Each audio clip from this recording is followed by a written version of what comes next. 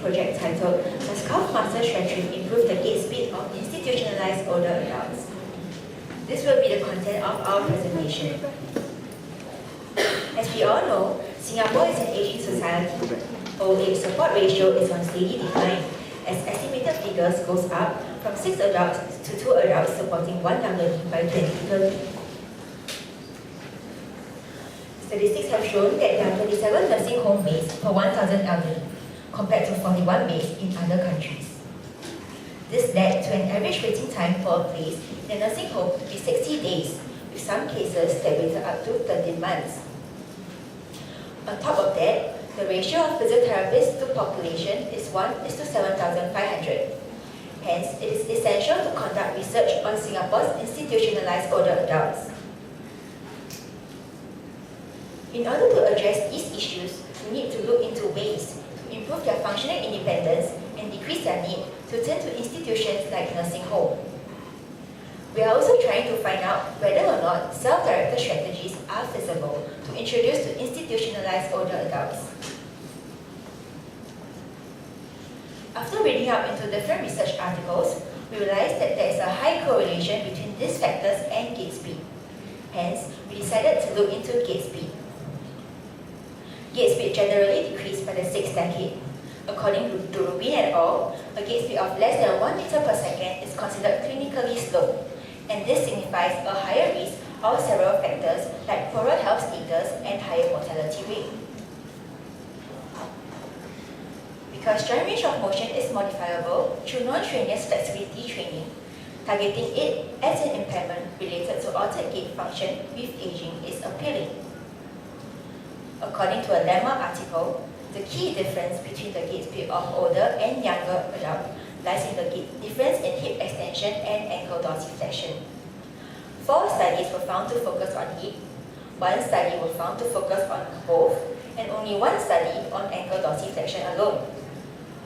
Interestingly, out of all these studies, only 1 that focused on hip looked into institutionalized older adults.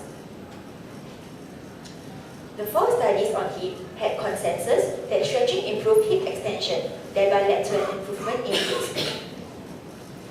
For the study that did on both hip and ankle stretching, there was an increase in range of motion and gait speed, but the improvement in gait speed was not significant.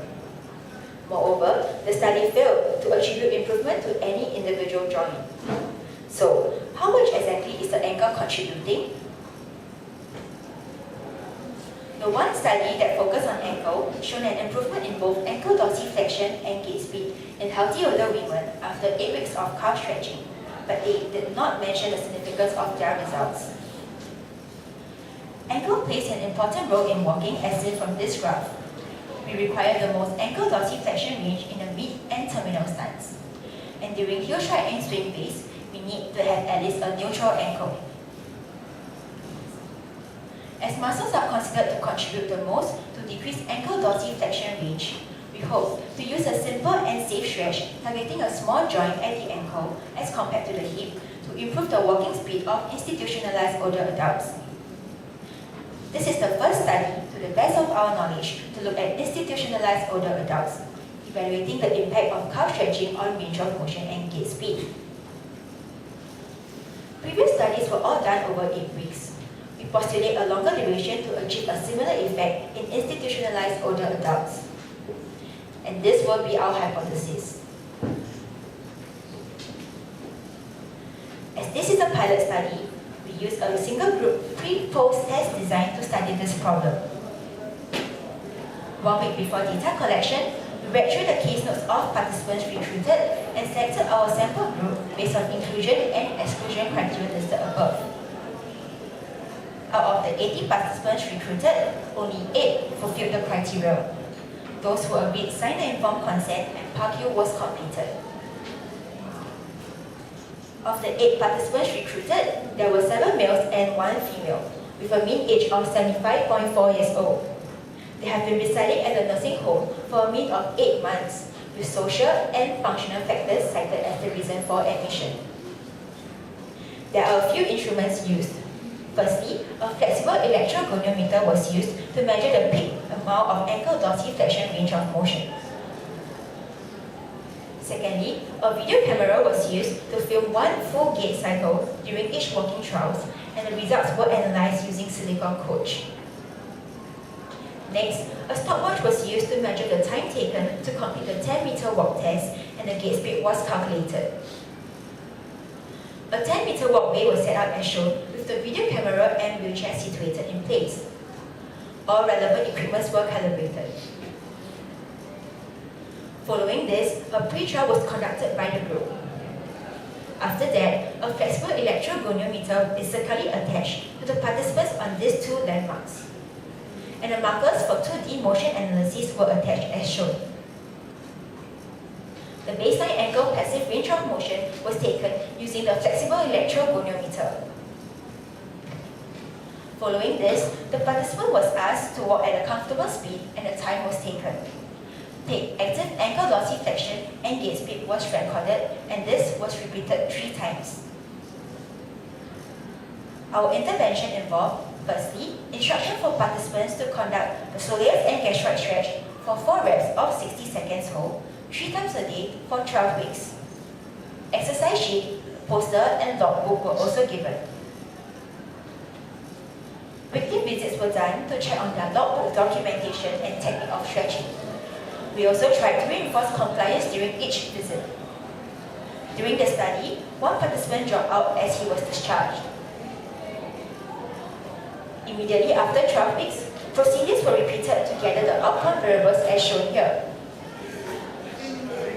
As for data analysis, due to the small sample size, non-parametric tests were used and the p-value was set at 0.05. And now I'll pass the time over to Pei. Thank you, Yi.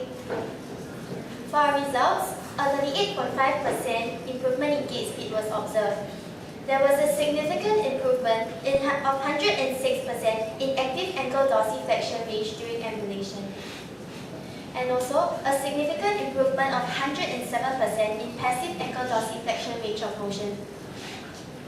We also found positive correlation between various variables like passive and active ankle dorsiflexion, gait speed, and compliance rate. Following this, I'll lead everyone to our discussion. Majority of studies indicate that stretching over a period of time will naturally increase the passive muscle length. Similar findings were noted in our result.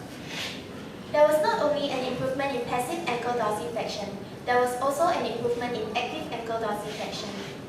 According to our data analysis, there is a positive correlation between passive and active ankle dorsiflexion.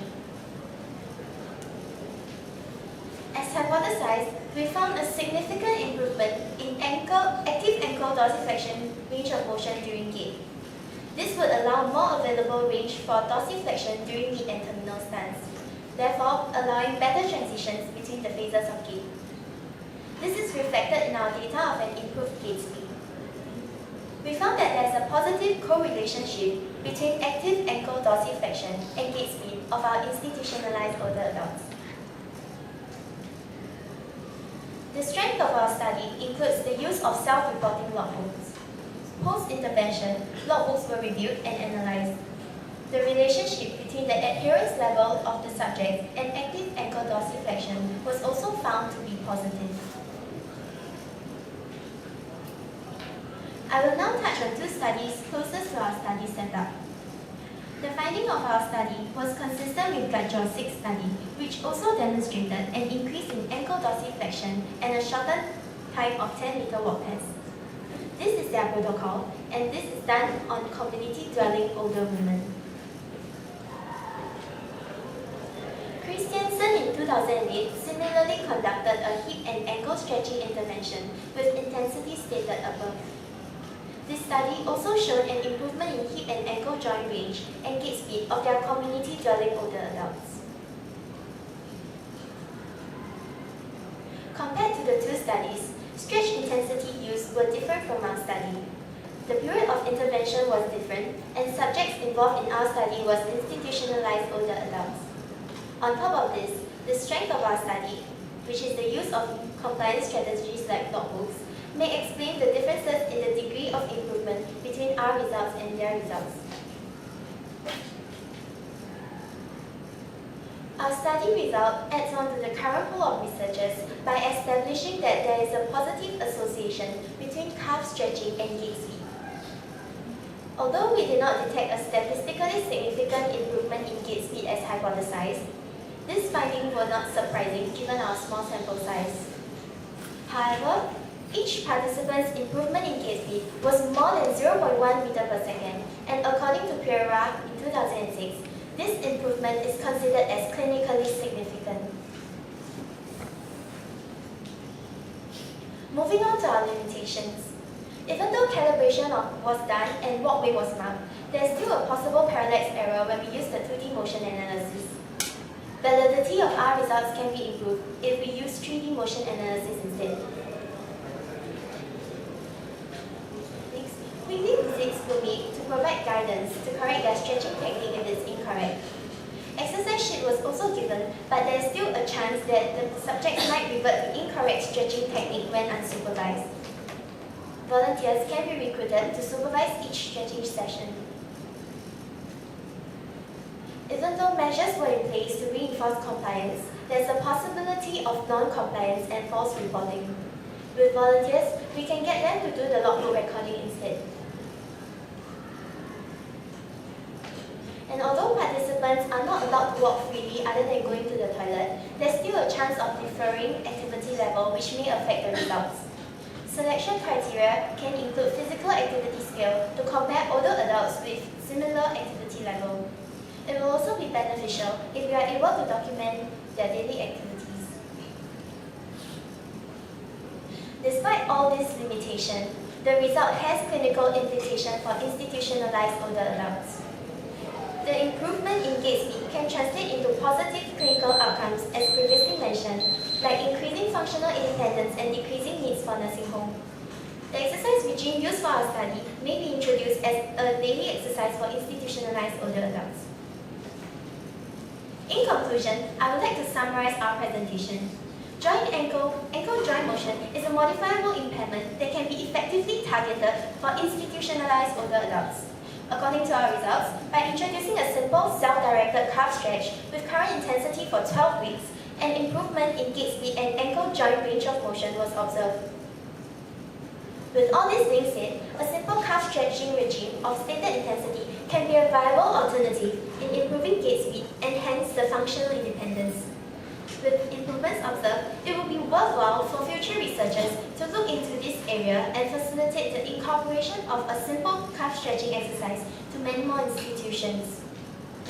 On behalf of my group, we would like to give special thanks to Mr. Kahan and all the staff from Econs Home for making this project possible. I have come to the end of my presentation. Thank you.